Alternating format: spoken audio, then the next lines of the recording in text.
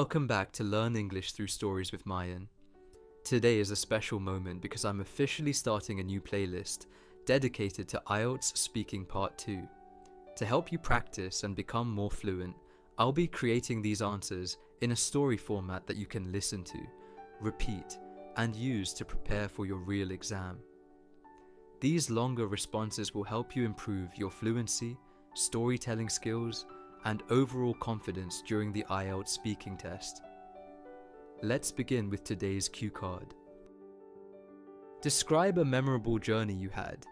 You should say where you went, how you traveled, what happened during the journey, and explain why it was memorable for you. Now that you've seen the cue card, let's move on to a high-scoring sample answer. This response follows all the points from the task and shows you how to structure your own story in the exam. One of the most memorable journeys I've ever had was a train trip I took about a year ago. It wasn't a long journey, but it had a huge impact on me. I was traveling from my city to a small town to visit a friend. The train was quite crowded, so I ended up sitting next to an elderly man who looked very calm and friendly. At first, I didn't plan to talk much because I was tired, but he smiled at me and started a conversation.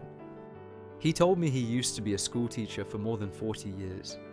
As the train moved through the countryside, he shared stories about his students, his challenges, and the lessons he learned from teaching. What impressed me most was how passionate he still was, even though he had retired many years ago. At one point, he said something that really stayed with me. He told me, "Success is not about being the best. It's about becoming better than you were yesterday." I know it sounds simple, but hearing it from someone with so much life experience made it feel very meaningful. The journey lasted only 2 hours, but I felt like I had learned something important. When the train arrived, he shook my hand and wished me good luck.